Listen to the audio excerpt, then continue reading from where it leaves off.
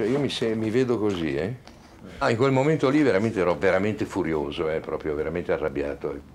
Ti assicuro che la cosa che mi sbalordisce di più è come ne sono uscito da questa vicenda. Questa è la cosa che mi sbalordisce di più. Cioè io pensavo veramente, cioè, devo dire che ho avuto, ecco questo va a mio merito, insomma la capacità di non perdere mai, non dico la speranza perché quella non so cosa sia in realtà, ma di non perdere mai l'intelligenza di tentare di capire, insomma, le loro contraddizioni.